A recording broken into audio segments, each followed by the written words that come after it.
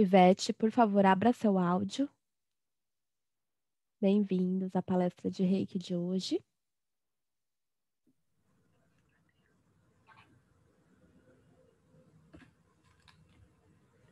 Boa noite, é um prazer imenso estar com vocês nesse dia. Quem vai ouvir depois também. Nosso tema de hoje é o Paladar para a Vida, o Reiki, a Plenitude Humana. Meu nome é Ivete Gouveia de Almeida, faço parte de uma equipe e sejam todos bem-vindos.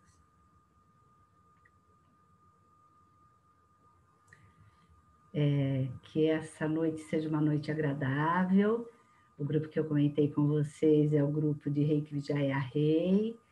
Somos 8, trabalhávamos juntas presencialmente e hoje estamos trabalhando online com todos vocês, partilhando um pouquinho do que nós sabemos e estamos abertos também para receber todas as informações que nos chegam para que a gente possa ir nos desenvolvendo, né, e aprendendo sempre. Nosso objetivo é trazer um tema, uma palavra, um assunto promovendo reflexão e um momento de relaxamento, tranquilidade e envio da energia Reiki.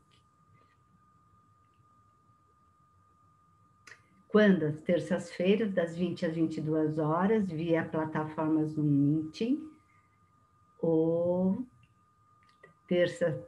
terceira terça do mês, também às 21 horas, ao vivo via Instagram, Camila e a Beth, a Camila e alguma outra pessoa da equipe. A palestrante da noite serei eu, e antes de eu estar me apresentando,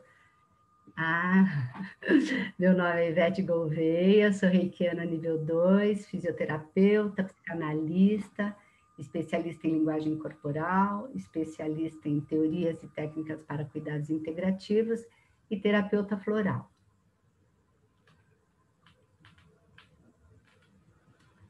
A equipe Vijaya Rei, eu vou apresentar cada uma de nós. 4 reikianas mestres. Nós temos 4 reikianas para dar o suporte para nós, e é um prazer enorme estar ao lado delas.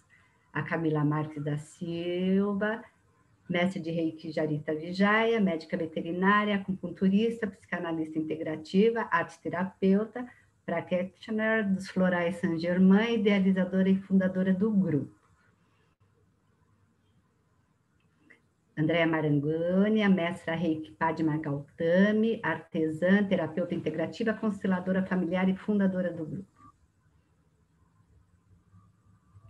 Maria Celina Zaboto, mestre de Reiki, Deva Chandra, terapeuta integrativa, terapeuta floral, arte-terapeuta em formação. E a nossa quarta mestre, Berta Barbosa, mestre de Reiki Maniprem, taróloga, terapeuta integrativa, auriculoterapeuta e apômetra. Vou apresentar para vocês agora as 3 reikianas nível 2, eu me incluo, seria a 4ª reikiana. Suzana Uenoyama, reikiana nível 2, auriculoterapeuta, fitoterapeuta e artesã.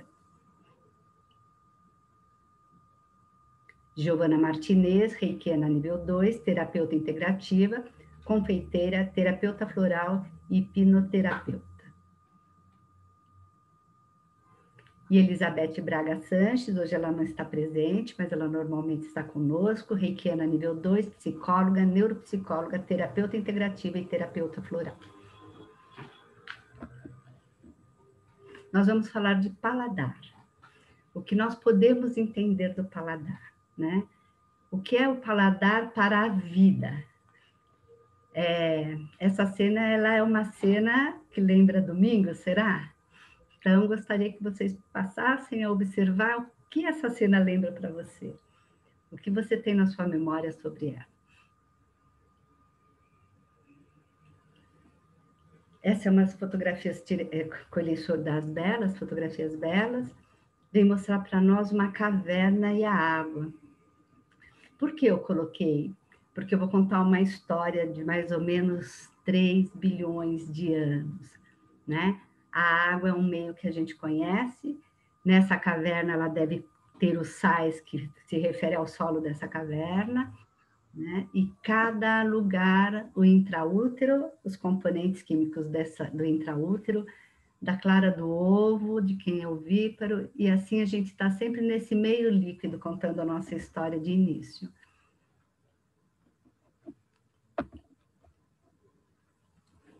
Então, qual é a história? A vida desenvolveu-se em umas substâncias químicas. 3 bilhões de anos de aprendizado. Então, é isso que nós carregamos. Nós carregamos 3 bilhões de anos aprendendo para que hoje a gente tenha algumas competências que mal a gente tem consciência, porque nem sempre não é explicado, né? Essa riqueza desse universo nosso, desde intraútero até as bilhões de células que nós temos conosco. A gente fala de substância química porque a gente está falando das substâncias mesmo que a gente estuda em química, e quem nunca estudou sabe que o sal é o cloreto de sódio, ou é amoníaco. Então, nós estamos falando dessas substâncias, né? O ferro, que todo mundo falta ferro. Então, ferro é uma substância química, cloro é uma substância química, sódio é uma substância química. Então, nesse banho dos líquidos, a gente foi aprimorando toda a estrutura da vida, não só da vida humana, mas de todas as espécies e de tudo que está no nosso planeta.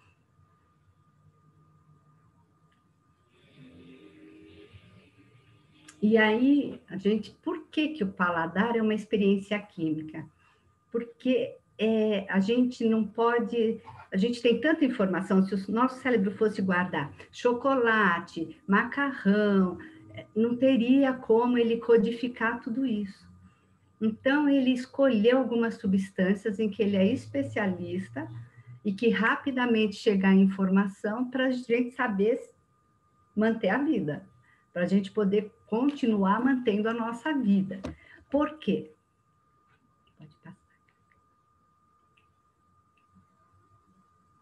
Então, quais sabores que realmente são decodificados no nosso organismo? O sabor salgado, que é cloreto de sódio, o sabor azedo, que é lido por causa do pH, né? pH é um índice que a gente tem dentro do organismo para saber se dentro de um meio para baixo, de um meio para cima. E o meio é 7. Então, nós temos esse número e o corpo sabe se está mais no ambiente ácido ou mais no ambiente básico. Então, nesse ambiente ácido, a gente consegue achar o azedo, que também tem as frutas cítricas, né? Que a gente fala assim, frutas ácidas. Ela está nesse contexto da decodificação das nossas papilas gustativas e que tem que ser codificada rapidamente, principalmente para o sabor doce, que é uma proteína específica. Então, vocês perceberam que tem os significados químicos, né, das substâncias químicas, mas o sabor doce, ele é um especialista, é uma proteína específica, e o sabor amargo tem detector só para ele, sobre o amargo. Por que isso? Porque o amargo, a maioria das plantas venenosas, as plantas que são comprometedoras para nós, ela tem esse sabor amargo. Tanto é que os chás muito amargos a gente toma pouco, né? E isso era muito importante para os animais, para toda essa sequência de 3 bilhões de anos, para a nossa sobrevivência. Por isso que a gente vai falar paladar, né? O paladar para a vida. A vida como expressão nossa de existência, mas a vida, inclusive, física, né? E por que o doce? O doce, o nosso leite materno é doce, intraútero. E a gente também não pode oscilar demais a informação glicêmica. Se a glicemia baixa demais, eu posso ir a óbito. Então, é importante a gente detectar o sabor doce, ter essa proteína que vai ajudar nesse controle. Quando estiver muito baixo, a gente vai começar a desligar o sistema para estar dando um alerta para o corpo que ele precisa correr atrás, porque a vida é soberana. Então, a gente não vai comer coisa venenosa, né? Pois na boca já tem o detector lá falando, isso não, isso aí você cospe porque a vida ficou ameaçada.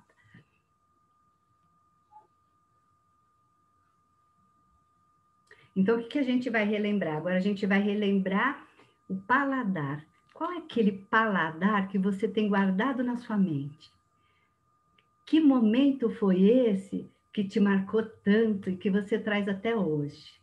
Né? A gente vai relembrando esses fatos e esses 3 bilhões de anos para que a gente chegue até aqui.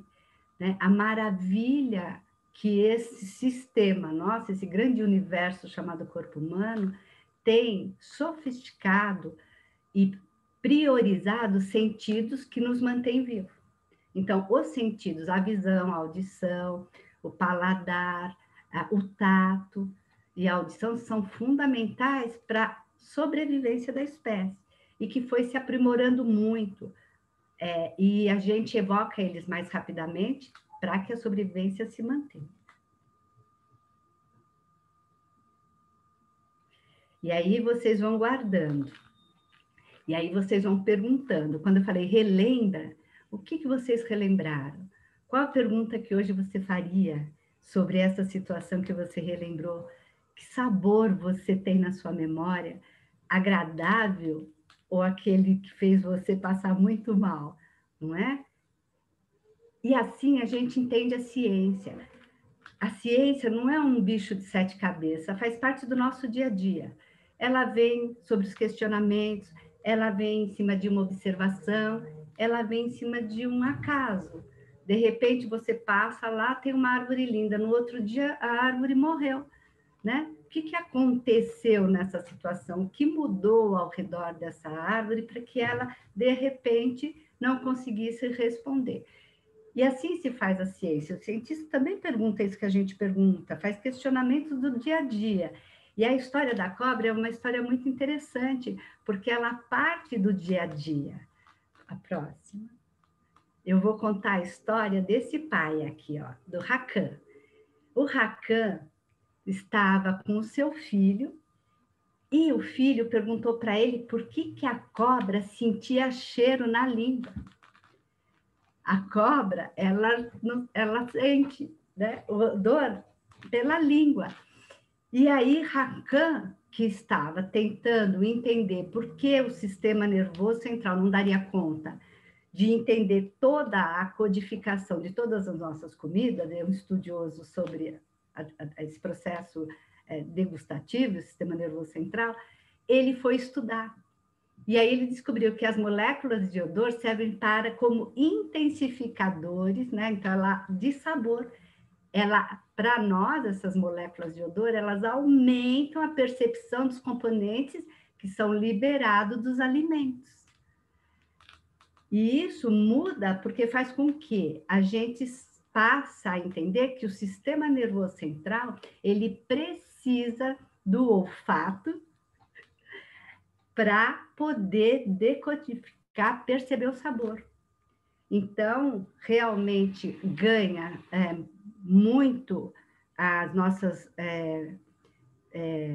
a decodificação gustativa, né? As papilas gustativas ganham mais uma ênfase e a gente começa a perceber que o sistema nervoso central ele faz a parte dele, mas atualmente a gente vê como o corpo como um todo no sistema também contribui para que ele organize. Então, ele não é tão solitário e tão único nas decodificações. Né? Há muitos outros sensores que codificam na manutenção e na otimização do sistema todo do corpo humano. Isso é lindíssimo. E é uma experiência de um ouvido que escutou seu filho. Né? E é assim que a gente vai aprendendo a pensar. Então, a ciência ela é assim. A partir do momento que você decodificou algo que veio ao seu ouvido, você começa a estudar e às vezes você vai se enfia nos laboratórios para tentar responder. Então, o paladar da vida é isso. Por quê? Por que essa necessidade de ter esses codificadores rápidos, as papilas gustativas, e não precisar ficar esperando o sistema nervoso central codificar? Porque nós somos onívoros, nós comemos de tudo. Então, realmente, como a gente nasceu para sobreviver com qualquer alimento, nós tínhamos que ter muito claramente a codificação dos venenos. E esses 3 bilhões de anos, a espécie dos animais nos deu condições de ter um sistema tão claro que nos mantém vivos, que nos faz com que a gente aprecie os sabores, mas mais do que tudo, que rapidamente a gente consiga detectar essas substâncias nocivas. Isso é muito interessante, porque somos seres criados para comer todas as coisas. Tudo. Esse é o porquê. E aí, o que a gente viu também na aula de olfato? Que a perda do sentido da olfação tem um enorme impacto sobre a percepção do sabor, né? Então, se eu estou muito tensa, se eu estou muito desmotivada, se eu estou mais deprimida, eu começo, às vezes, perder um pouco do olfato, porque eu não tenho mais uma percepção corpórea adequada. E isso faz com que a gente acabe deprimindo sistemas. E quando eu deprimo o sistema, eu deprimo a leitura do meu sistema nervoso central, a minha dinâmica de córtex, nutrição, e isso pode estar levando a pessoa ou comer demais, porque ela perde a regulação, ou comer de menos, né? Então, como esses sentidos são úteis para nós, né? Em todas as dinâmicas. Isso é bastante significativo. Memória e afeto. Existe uma conexão direta entre o centro das emoções e o cérebro e o córtex, né? O córtex gustativo e o córtex olfatório. Isso também não é tão novo, assim, é mais novo do que a gente pensava, né? Então, hoje a gente fala de afeto, a gente fala da emoção, então, afeto, eu estou afetado, o que me provoca que eu tenha uma soma de emoções, uma soma de movimentos. E dentro dessa dinâmica de movimento, o córtex gustatório, ele é rápido. Então, por isso que eu consigo, na minha memória, quando eu como algo, quando eu cheiro algo, eu posso guardar, né? O cérebro guarda isso e com o tempo eu consigo rapidamente fazer a conexão. Que cheiro bom de café que minha avó fazia. Que paladar gostoso, né? Do hambúrguer que eu comi essa semana, o melhor do mundo. Que pão fresquinho que lembra o meu pai quando trazia de manhã. Então, é a conexão muito rápida, esse sistema todo que o cérebro traz para que a gente possa, gastando pouca energia, ter uma qualidade, né? Se encantar com a vida, com as coisas que nos rodeiam, ou ficar machucados. Essa é a beleza da natureza desses 3 bilhões de anos. Isso é uma pedra que foi moldada pelo vento. É maravilhosa essa foto, né? De encantar.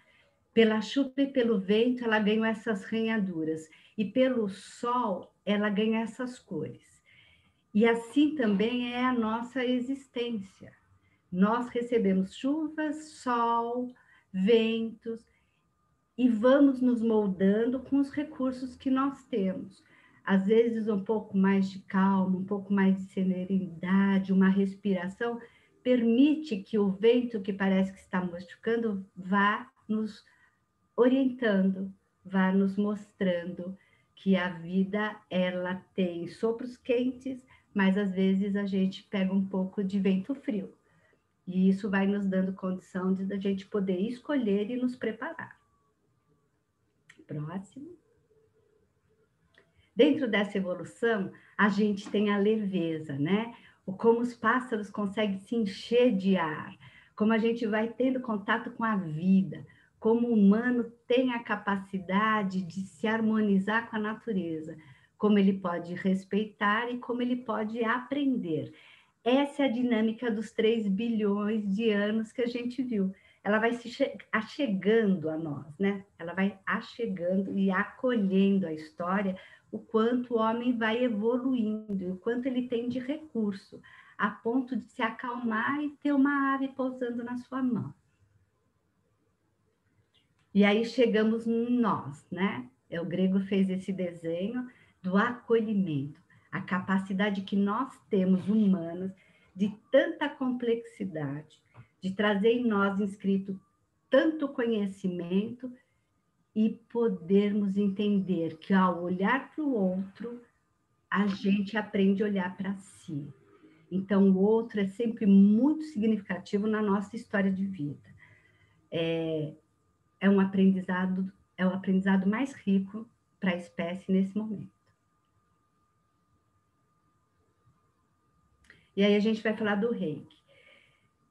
O Reiki é essa história. O Reiki, que a gente fala energia universal, ele fala dessa energia de 3 bilhões de anos, que está no universo e que, dentro das dinâmicas da energia, seja eletromagnética, seja o fóton, seja os pacotinhos que eu chamo que são os fótons, ela chega a nós e nós a conhecemos muito bem, porque nós temos toda essa história de 3 bilhões de anos em nós. Então, entendê-la é muito simples. E por isso que vocês vão ver o próximo slide, que eu escrevo que ela é fácil de se aprender, porque está em nós, é algo que nós conhecemos, que talvez ainda não conseguimos ainda dar nomes ainda precisos, mas ela flui muito naturalmente quando nós nos colocamos à disposição. E aí a gente vai falando do Reiki, vai lembrando de energia. Então, a energia, só para a gente lembrar, é um potencial inato, ela executa trabalho, realização. Então, eu mexo minha mão, eu tô usando energia, né? Eu vou comer, meu corpo gasta energia. Ela some, não, ela é inata. Inata é uma coisa que nasce conosco. Então, a energia que está no planeta é inata, a energia é inata, e energia é um nome que a gente dá para essa condição que realiza trabalho. Né? Então, eu faço digestão, estou gastando energia, ela transmuta, ela muda a energia. A gente não gasta, ela vai se transformando. E aí é uma das fundamentações que a gente olha para estar entendendo como o Reiki funciona, e é uma das possibilidades da gente estar olhando para isso. Então, uma das características da energia é que ela não se esgota, né? E se apresenta de diversas formas. Quando a gente fala diversas formas, é porque tem gravidade, tem energia para movimento, tem energia que é parada, tem energia que se apresenta, né? A energia vai se apresentar em tipos de uns saquinhos, que são os fótons, e aí ela vai mudando dentro da dinâmica corporal. Nós temos todas essas, né? Então, uma energia que é potencial, que ela pode ser assim, ela está guardada para ser um trabalho. A hora que ela é um trabalho dentro do nosso corpo, começa a atuar na digestão, ela passa a ser uma energia de movimento. E isso é muito conhecido por nós e pelo universo, né? Então, eu só queria deixar isso, porque assim, fala-se muito de energia, a gente está estudando e a gente vai olhando a dimensão dessa energia, tá? A próxima. Então, como que a gente pode descrever o Reiki? Como algo muito fácil de aprender. Olha como fica simples, né? Por quê? Porque está tudo em nós. Então, se eu me disponho a cuidar de mim, a saber que eu respiro, a saber a minha dor e a dor do outro, quando eu vou trabalhar, vou me dispor a estar ali, naquele momento, eu já aprendi, né? Então, eu tô recebendo o Reiki, eu estou aprendendo. Eu vou fazer uma formação para entender isso um pouco melhor, para saber como eu tenho que me preparar. Sim, mas ela é muito fácil de ser aprendida. E quem lida com saúde e doença vê o quanto dá resultado. Então, fica muito mais fácil. É uma técnica que permeia todos os aspectos do ser. Olha que coisa, né? O psíquico, o físico, o emocional, os temperamentos, quer dizer, todos os aspectos do ser humano, a tristeza, a alegria, é uma técnica que vai permeando todas as etapas humanas, né? E ela tem esse adendo, né, que ela não é intencional, né? E ela aborda dessa forma, eu não redireciono ela para o fígado, eu não redireciono ela para numa visão de alguém que está com depressão, né? Ela não é entendida até o momento, nós entendemos como ela não sendo direcionada. Por quê? Porque se a gente vive naquela imensidão da água, a hora que ela tem contato com a água, com esses minerais, com esses sais, com esses tecidos que precisam de energia, ela vai buscar uma linguagem interna, uma dessas energias que estão dentro do nosso corpo, para buscar uma via que facilite um gasto menor da própria energia que tem naquele corpo. Então, ela vai remodulando. E lembrem que a energia não se esgota, né? Então, ela vai estar ali em algum lugar que não pôde passar. E esse é um estudo que a gente está olhando. Então, trouxe para vocês, porque acho que são 3 focos bastante interessantes para os reikianos e para quem não é, de estar abordando e estar olhando para esses temas.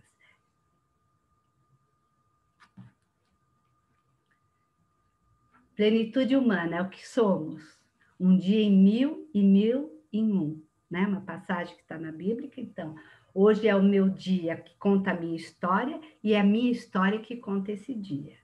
E é assim, essa é uma passagem que me mostra o quanto divino é a nossa existência.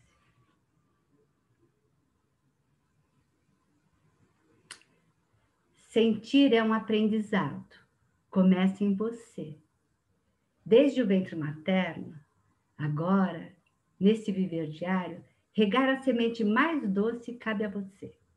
E se ainda não dá, busque a quem pode ajudar a te ensinar como regar esta doce semente que está entre você. Então, sentir, quando a gente se nega a sentir, a gente se nega a sentir o doce, o azedo, o amargo, o ácido. E o sistema nervoso central, ele é meio assim totalitarão. Ele faz umas leituras e ela fala, você não quer sentir? Você vai começar a não sentir. E não sente, vai desligando o sistema, não quero sentir. Então, sentir é um aprendizado. E o aprendizado vai começar sempre na gente. A gente vai ter que acolher aquilo que dói para a gente entender, fazer os questionamentos tão científicos que assustam tanto, para que a gente possa ir buscar em nós algo que nos favoreça a vida.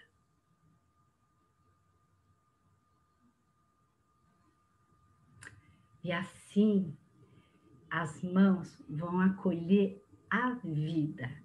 E se nós conseguirmos acolher a vida, né, o paladar das coisas que nos trouxeram a beleza da vida ou a dor da vida, vai nos ensinando a acolher.